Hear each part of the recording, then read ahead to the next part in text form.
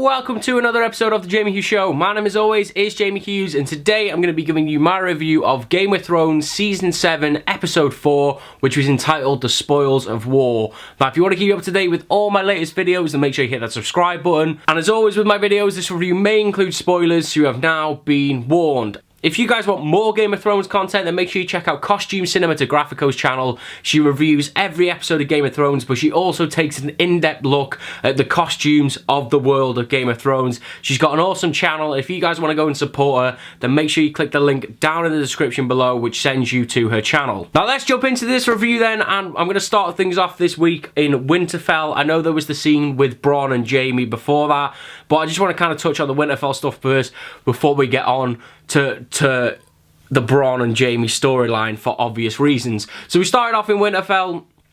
Arya was reunited with Sansa and Bran.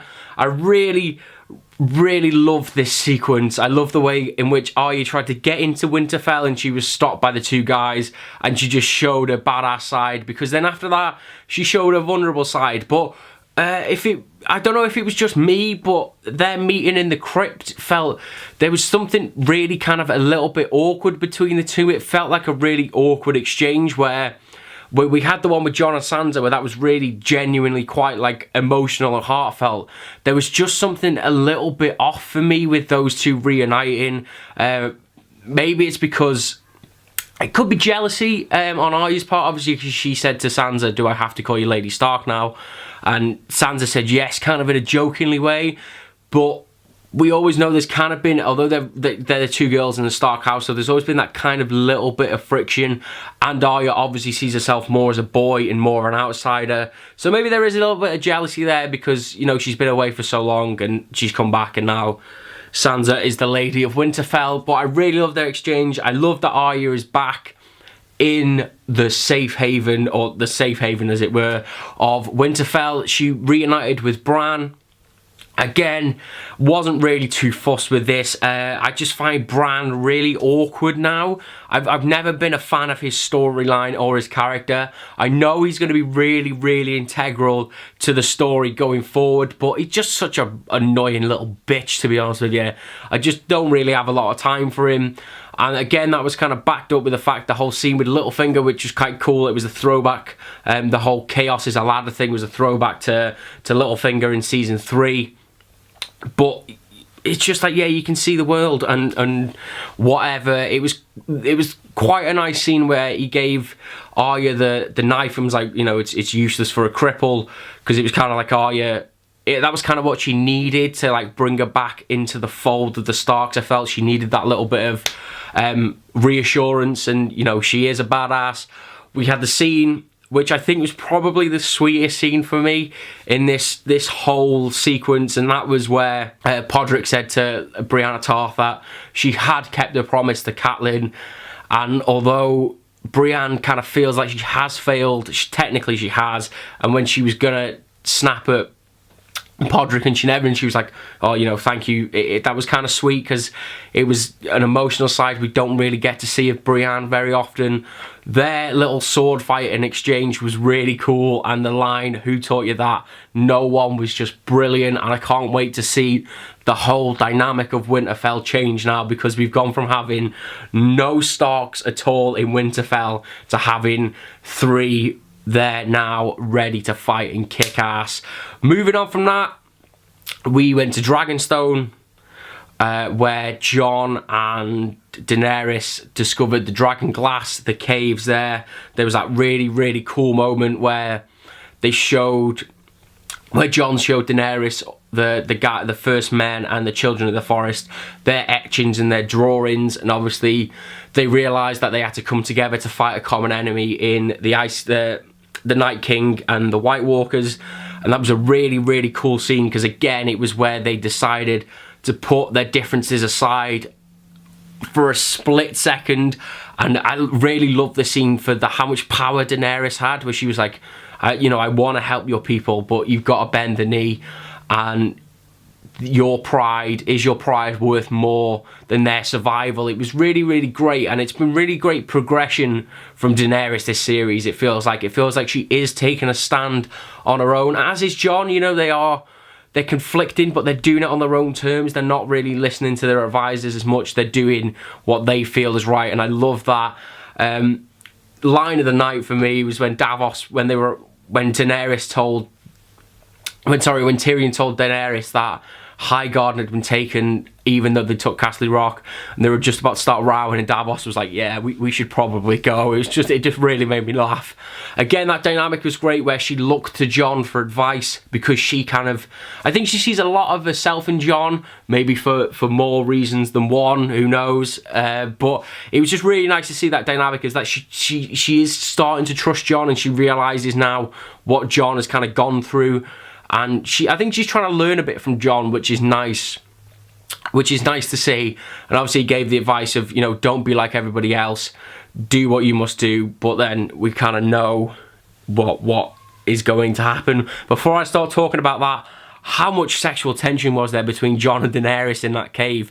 You could cut it with a dragon glass blade. It was just the way they were looking at each other and the way they got close in. I thought they were just going to start banging there, and then who knows what's going to happen there. Maybe there is going to be a bit of Targaryen bastard, bit of loving, who knows. But let's move on to the reason probably why you're still sticking around for this video, is because of what happened with the Lannister army, with Bronn and Jaime and Daenerys and Tyrion right at the end of this episode.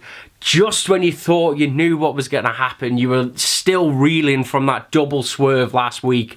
We got another swerve this week, because... What's that? Oh shit, it's a shit ton of Dothrakis coming over that hill, sister. Oh, it was so awesome. There was like points when I was literally just sat there like, oh my god, this is amazing. What is going on though? And when Drogon swooped through over all the Dothraki and started burning all the Lannister army, it was just there was no other way just to nerd out and be like, oh my god. Like I just can't say an oh my god, because it was just a massive oh my god moment. Right, compose, I need to compose quickly and try and get through this. It was just really, really cool to see. And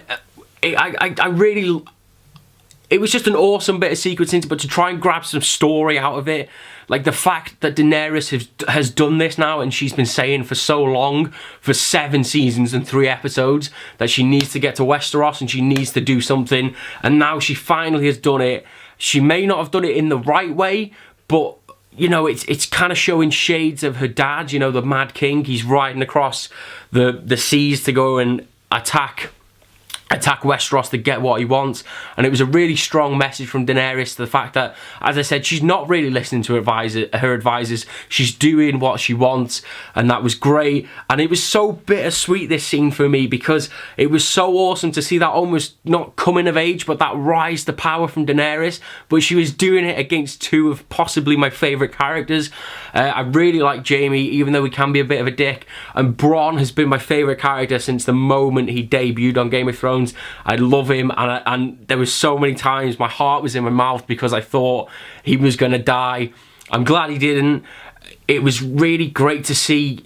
I know it didn't have to be him, but for him to shoot Drogon, that's kind of a really great little scene in itself, because it shows to Daenerys that these dragons aren't impenetrable and they aren't immortal, and they can get hurt. It looks like Drogon's going to be okay, but she's got to have that in the back of her mind now, that they have got defences and they are ready to use them. And that was a great little bit of sprinkling a plot point moving forward. We then got to the very end scene where so much happened, and I'm still not sure. I want to throw this question out to you guys. What do you think Tyrion meant when he was like, go quickly, you idiot, and then he said, like, you effing idiot? Was he kind of hoping that Jaime was going to kill Daenerys? Or was he just, he was saying, go quickly, you idiot, because he wanted him to escape and get back to King's Landing to safety? I'd love to know what you guys thought about that, because for a split second I thought, oh my god, he's been working with Jaime all along to kill Daenerys, but I'm not entirely sure now. But we ended the episode with Drogon spinning round, shooting a fireball at Jaime, and Bronn pushed him into the lake, and they both started to sink because, well, Jaime started to sink more rather. because he was getting weighed down by his armor and probably his hand. I don't think he's going to die. I just don't think he is going to die. I think it would be a bit of a cop-out way for him to go. There seems to be more story that I want to see with Jaime, but we'll have to wait and see until next week. What do you guys think Tyrion was on about? And do you think Jaime is going to end? His life is going to end at the bottom of the pond. It was another awesome episode of Game of Thrones. I'd love to know what you guys thought of the whole episode. Let me know what you thought about it down in the comments below. For me, I felt like it was a little bit slow to begin with. Probably the slowest start we've had to an episode this season, but doesn't really matter because the ending was awesome. And yeah, I spent 80% of it just looking like this, going, oh my god, I can't believe what's happening. So that is my review of Game of Thrones Season 7, Episode 4, The Spoils of War. If you did enjoy this video, then why not subscribe, because you'll be helping me out massively, and also why not give it a like, because it'll let me know that you're enjoying this type of content, you're enjoying my Game of Thrones review and this content. And that is it. I will see you in the very next episode of The Jamie Hughes Show. Ta-ra.